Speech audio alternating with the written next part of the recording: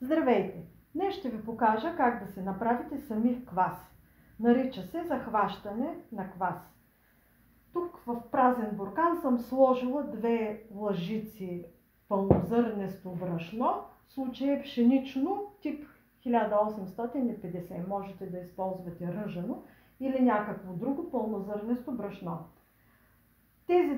Към тези 2 лъжици съм прибавила и на върха на лъжичката мед.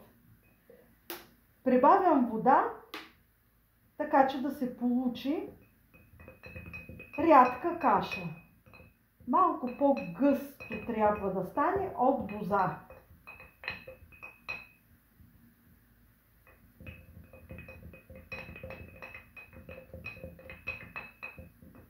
Тук не е нужно толкова точно да измервате количеството нито брашно, нито вода.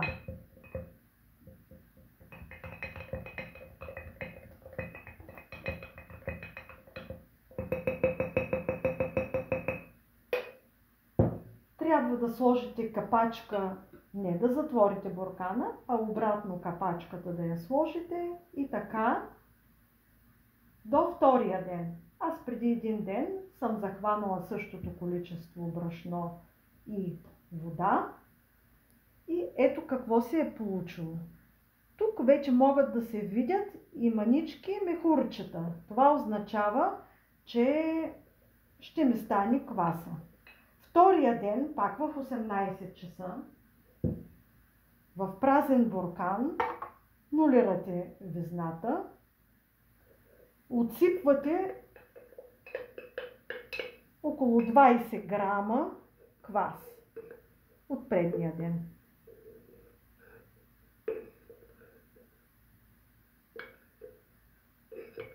Така, вече станаха 20 грама.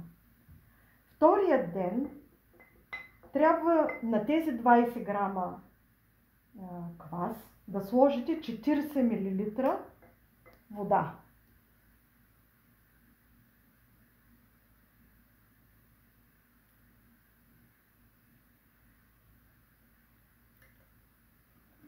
Разбърквате сместа и прибавяте равно количество пшенично брашно тип 1850 и пшенично брашно тип 500. От тъмното брашно ще бъде 20 грама и от това ще бъде, бялото ще бъде 500 грама. Общо да станат 40 грама. 20 грама бяло брашно,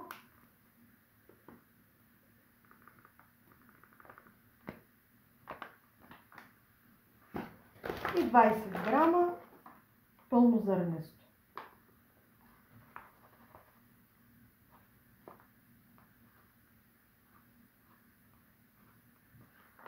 Така, разбърквате също хубаво, да се получи хубава каша.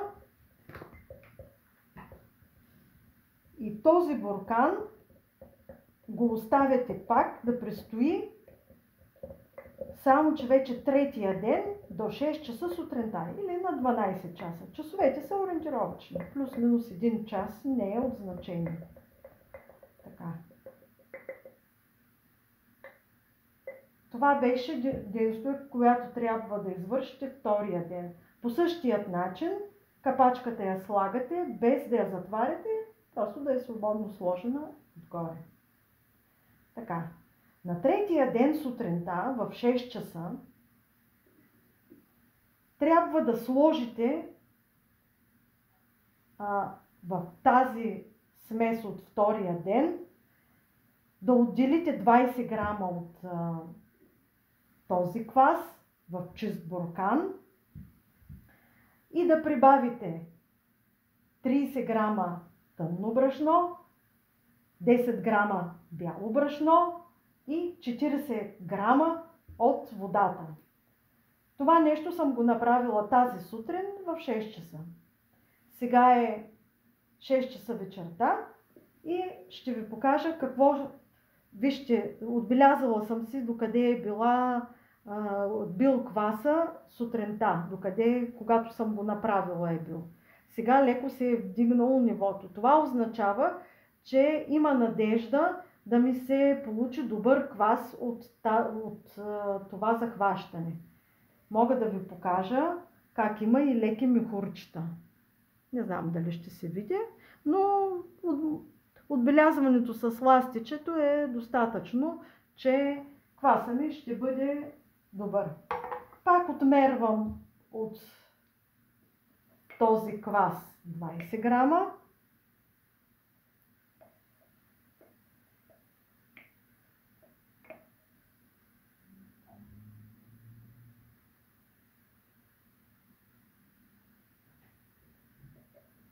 Един-два грама плюс-минус не е от значение.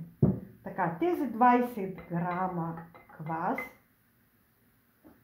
ще им прибавя 40 мл вода.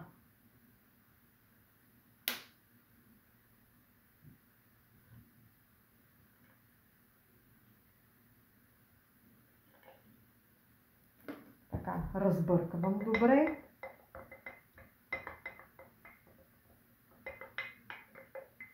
Да се хомогенизира сместа. И прибавям 40 грама брашно.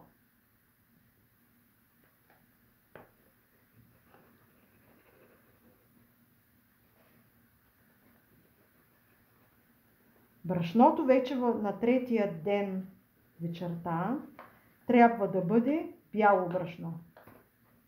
С бяло брашно ще захранвате кваса 4, 5, 6 и 7 ден. От тук нататък ще се захранвате кваса с бяло брашно. Видяхте, че от първия до третия ден вече постепенно преминахме към бялото брашно.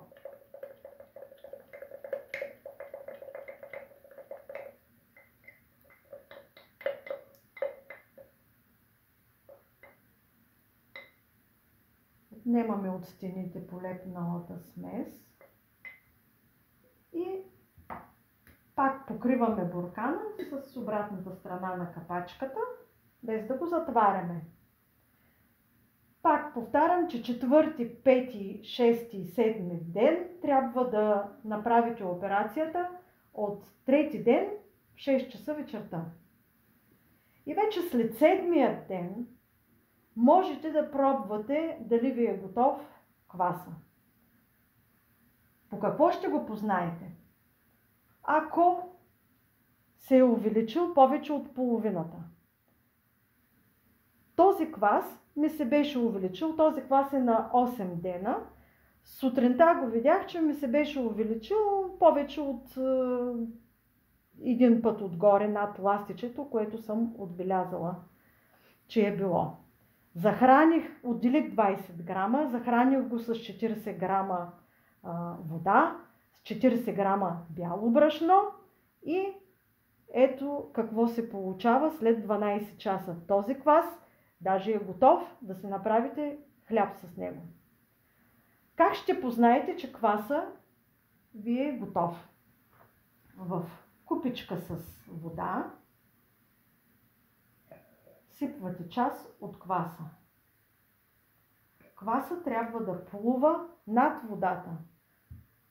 Това означава, че кваса ви е готов за приготвяне на хляб. Как да се съхраните и как да се ползвате по-нататък кваса? От моя опит ще ви кажа, обикновено съм се захранила 2 буркана с квас и ги сменям. Единия буркан използвам 35 грама за един хляб, остатъка го прибирам в хладилника с затворена капачка вече. Капачката трябва да бъде плътно затворена.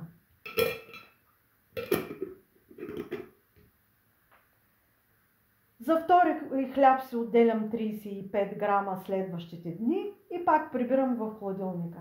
И когато видя, че кваса ме намалява и остават само 40 или 50 грама или 60, на количество от 50 грама квас прибавям 100 грама вода, 100 грама бяло пшенично брашно, разбърквам, стои 12 часа и го прибирам пак в хладилника. То е готово за следващи хлябове. Не е нужно да изхвърляте квас, както когато захващате кваса. Можете да се използвате кваса до край и само когато ви е останало на дъното на буркана, да речем 30, 40, 50 грама квас, да си го захраните за следващи квасове, за следващи хлябове, извинявам се, и да си го приберете пак в хладилника и да си го ползвате. Това е всичко от мен.